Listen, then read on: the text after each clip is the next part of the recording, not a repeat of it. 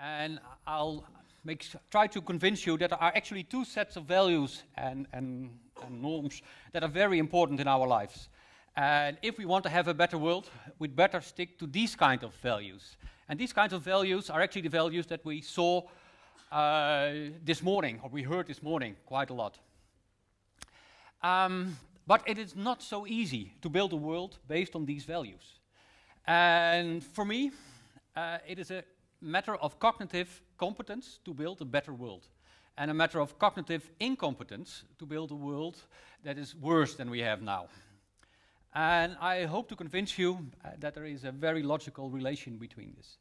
What I'm going to do is I'm going to approach the topic of cognitive competence from three perspectives. I could have chosen more, but three, I think, is more than enough. One starts from emotion research, the other one from political psychology, and yet another one is more sociology, and it's about the values of the world that we share in different ways all over the world. And I use these to say something about what power actually is, at least some forms of power, and how we should participate more to reach a better world and to be more cognitively competent. This is basically the picture that I want to show you. You will see it many times in my presentation. It is a picture about cognitive competence, incompetence on the left side and cognitive competence on the right side. You will see it in different forms all the time. And on the top there is control of problems, and on the bottom left is accept helplessness. And those are states of being in which we can be. But we can also be, and we are today actually, at a TED meeting like this, we explore options and we connect to the world. And that is extremely important. So the first topic that I'm going to address is the notion of core affect from emotion research. And a name associated with that is James Russell. It's actually quite recent, this. Maybe not the notion, but the way of thinking about it. This is the notion of core affect. It has two axes, basically. An axis, vertical axis, about doing something or not doing something. And a horizontal axis about displeasure, not liking something, and pleasure, liking something. And this wheel connects our basic emotions. And it goes from calm to contented to happy to really being excited to being irritated, jittery, fully upset and distressed, to sad and gloomy, and then down to being sad and lethargic and so. We are typically, in a safe environment, we can have pleasure. In an unsafe environment, it is very difficult to enjoy yourself. And why is that? Because in an unsafe environment, you are forced to do all kinds of things. The environment forces you to behave in certain ways, while in a safe environment, you're free to explore all the options of the environment. And you can really build a better world, while in the unsafe environment, you're forced to control all the time the problems that the world confronts you with. And there are different ways of mental states to be in. Today we are thinking in options, and we are not so active, but we are open to everything. So there is a certain picture that you can make. It's very open, and we are in a situation in which we think about trusting the world, about sharing, communicating, enjoy being somewhere, and understanding one another. That is a very nice way of being in, and we are quite often in that state, and we try to seek it. But we are also very often in a state in which we more actively explore all the options that we have. In that case, we trust on ourselves to be able to do all kinds of things. We are practicing, we broaden ourselves, we enjoy the doing of all kinds of things, and we also learn to be independent and to do all kinds of things and rely on ourselves. But sometimes that simply doesn't work. The environment is too complex or dangerous, or we have to control it in any way. And then we are in a completely different state of mind. Basically, we have some level of distrusting the world. We have to solve problems. We have to specialize into something that we might not want to specialize in, but we have to because there is something to fear, something to fight. We might have to force other people to do something because that's better for us or better for all. And even worse, in war, we might destroy people and we have a general feeling of insecurity. This is very useful to be in for some of the time. It is because we can solve problems for that. So if we are, then we and we really solve those problems, then we can go back to the exploring phase and enjoy our life anymore.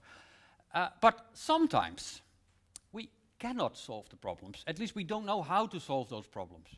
And we might end up in a situation in which we basically learn that we cannot solve our problems.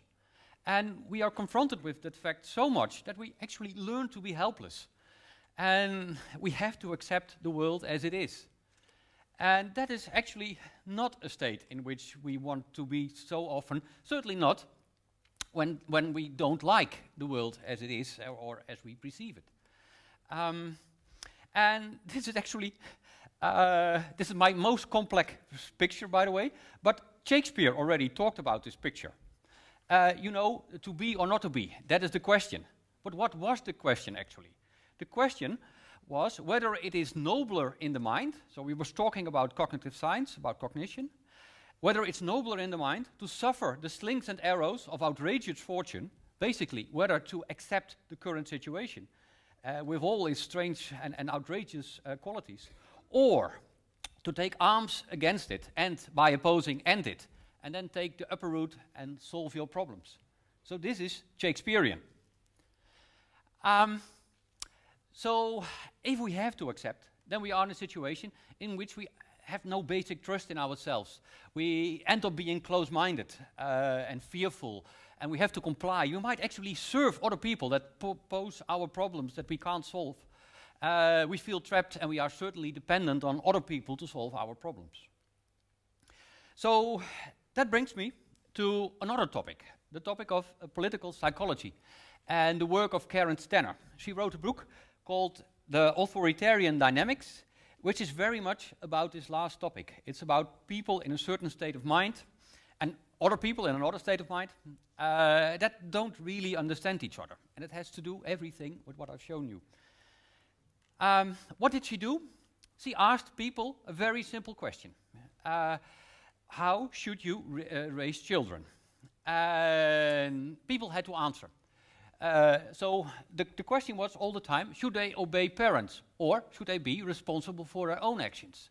Should they have good manners or have a good sense and sound judgment? Should they be neat and clean or should they be interested in how and why things happen?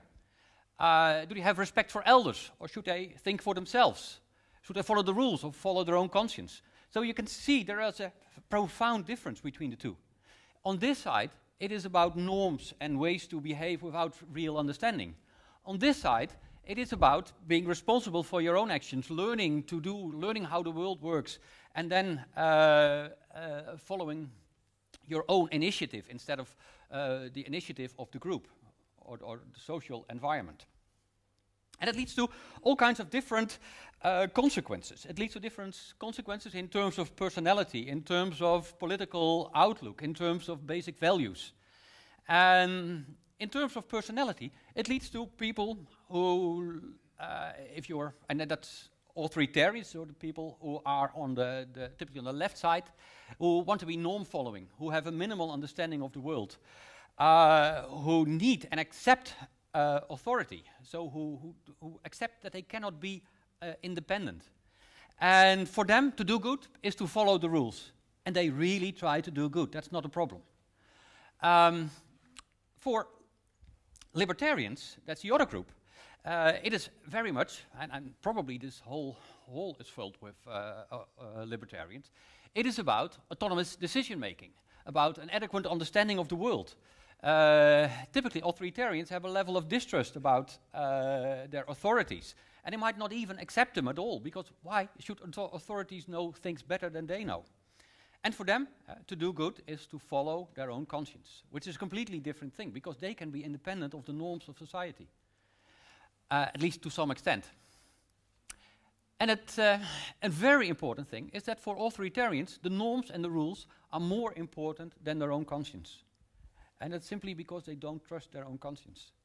And this is very important, and we see that a number of times in history, that authoritarians become so involved in following the rules that they can do the most horrible things if the rules are really bad. For example, in Nazi Germany, that was a situation in which pretty much the whole of society followed rules and the norms of that society. Well, we know all what it led to. But fortunately, after the war, those same persons started playing a different game, a much more democratic game. And in a generation or so, they were really true libertarians. So it is not something that it is fixed. And you're not always, in all aspects of your life, either an authoritarian or a libertarian. There is quite a lot of freedom and quite a lot of room for development. But nevertheless, it is important, and if you're in a hurry, then you typically either react in an authoritarian mode or in a libertarian mode. Then about political preferences. Well, for an authoritarian, they accept being part of a hierarchy, part of a group. They think that uniformity is a very good thing. While for a libertarian, it's individual autonomy and diversity that I really like and try to optimize. And for Karen Stenner, these four words, group authority versus individual autonomy and university versus diversity, is the definition of the authoritarianism, libertarianism, the dichotomy. So this is her definition. Basically, what do authoritarians really dislike? It's any non-compliance with the norms of society. Why? Because it leads to a more complex world. If everyone is doing all kinds of wild things without complying to the norms, how can chaos be prevented? And in their eyes, the world is almost chaotic. While for us, it is different. We dislike all kinds of limitations of individual freedom. And we really dislike to be enforced to all forms of norm compliance. For us, a dictatorship is a really horrible place, while for authoritarians, it is a place to feel safe. And that's the reason why there is a real, regular, and justifiable role for dictatorships everywhere around the world. That doesn't mean that dictatorships have to be really bad, but if the authoritarians really have a good life over there, there is a reason for them to support it. That has also to do with their likes. So the authoritarians typically see the state and a leader as a kind of a father figure. They use their own family as a kind of metaphor for how to look at the world. And while for libertarians, they don't see that at all. They don't see the relation between a father figure and the government or the leader of the state. So they want a true liberal democracy. Authoritarians, well, they think an ordered bureaucracy is a very good idea, or a big corporation, which is also, to some extent, an ordered bureaucracy. And they like military-style leaders, firm and strong, like the Bushes of this world. Libertarians, then, like all kinds of self-organizing teams of different ways, small independent businesses and individual autonomy. So there's another difference. If you challenge an authoritarian, they become more intolerant and less rational, and negatively emotional, angry, typically. While a libertarian, if challenged, becomes more tolerant, more rational. And the value difference is also very different, because authoritarians typically look for structure and security, while libertarians look for self-realization and understanding. And then again, these words again, control versus acceptance on one side, and exploration versus following your conscience and connecting to the world. And that brings me to another piece of research that I want to show to you. The Schwartz Value Survey, which is already started some 20 years ago, and which is basically asking people all over the world, now in something like 60 different countries and in maybe 80 different ways, what do you find important in life? And what is important for you? And then he finds something which is quite similar. This is the original picture, with self-enhancement, openness to change, conservation, and self-transcendence. And I changed it to this. So controlling by achievement and power, accepting via conformity and tradition, exploring via hedonism, stimulation, self-direction, and connecting via universalism and benevolence. And why these words? Well, this is the original picture. There is a field that Schwartz found with all kinds of different types of values. And on this side, it are the values that have to do with a fearful world. And on this side, it has to do with a world full of options. That is the authoritarian way, or the displeasurable. This is the libertarian and the more pleasurable one, the option side. And starting with the authoritarians, here are the things that authoritarians typically find important. Accepting my portion of life. I haven't changed this picture at all, by the way. Being obedient, having self-discipline, respecting your parents and elders, being polite, national security, a sense of belonging to some group. These are the things that they find, that people in some cultures, in some situations, find very important. Another set of values are these. These are the values that belong to people in power, typically. They want social power. And they want to influence the world actively. They want to be successful, ambitious, find social recognition really important. And here we have the more individual libertarian values. Values associated with independence, with an exciting life, with freedom, with curiosity, with creativity, choosing one's goal. These are the things that we were talking about this morning. And here are other things that we also were talking about this morning.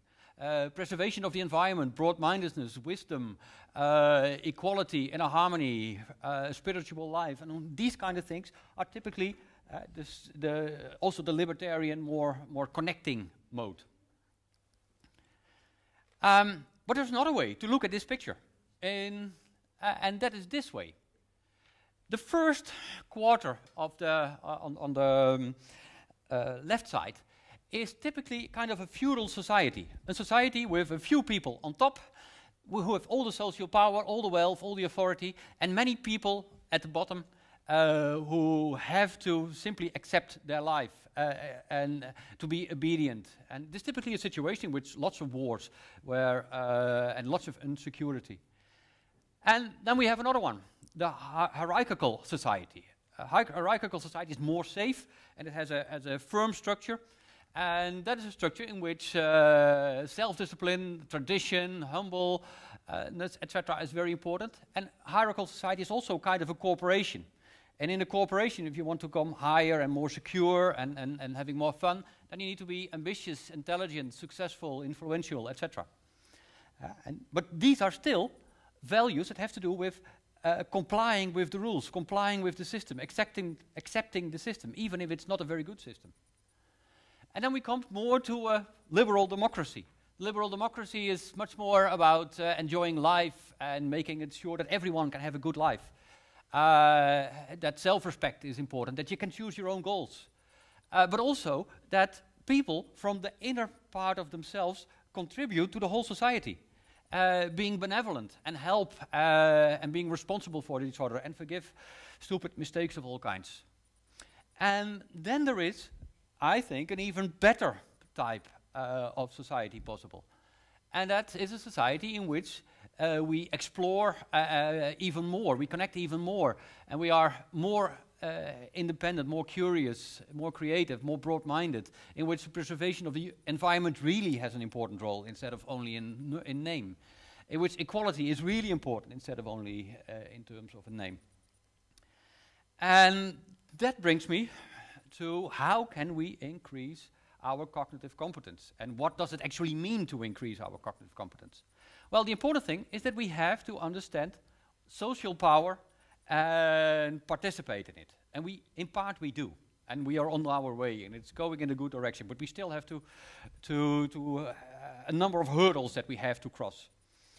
And one of those hurdles is what people call the power elite. That is the people, a relatively small amount of people, thousands, 100,000, something like that, in many cases rich families, who control the banks, the military, the industrial capability, all kinds of energies, companies, intelligence, security, science, culture, sport, whatever. And we allow them to control all those parts. You are not really involved in that. And there is no reason why we should not. It is only the very top of a pyramid of much more people, including us. And we should really talk at that level. And they're probably going to allow us, but we are not really understanding how to talk at that level and how to do that. And they do know how to do it. But some people of us do how to do it, but we need to do it all. And some part of the power elite is maybe not so benign.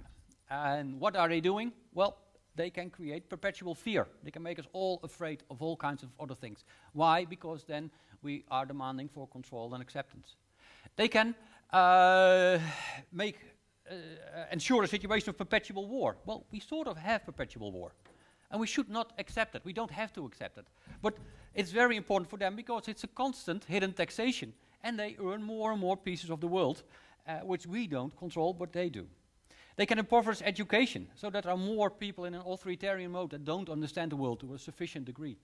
They can impoverish the media, so that we have all kinds of strange and not false beliefs about what is going on and what is important and what is not important. They can create chaos, which is very important, because then we are going to ask them, who create the chaos, for guidance. And of course, very important, they can use secrecy for all kinds of things, and we should not allow that because we want them to be accountable. So, what should we do? And what have we done? A long time ago, in the Middle Ages in our Western society, we didn't have any control about our life. But then, we had a phase with a hierarchical society in which we had some control about our short term. And no one bothers what we wanted for dinner, but they bothered us with what we could buy. And now we are in a liberal democracy in which we have control about our politicians, and they listen usually to us, and they give us lots of control of our midterm. But one of the things that we don't control is who to fight, who to fear, and we basically follow their advice and their influence. So what we should go to is a situation where there is no real power elite anymore, or we are part of the power elite. Doesn't matter. And that is a situation of real cognitive competence for me. So what is the tragedy and what is the hope? The tragedy is that the power elite is still in power. They are not interested in an even better world because it will ensure that they are less important. They control, by all kinds of ways, many authoritarians. The authoritarians don't necessarily want to be controlled by the power elite. They just as well are interested in any other control. But still, they are, at many places, they are very important.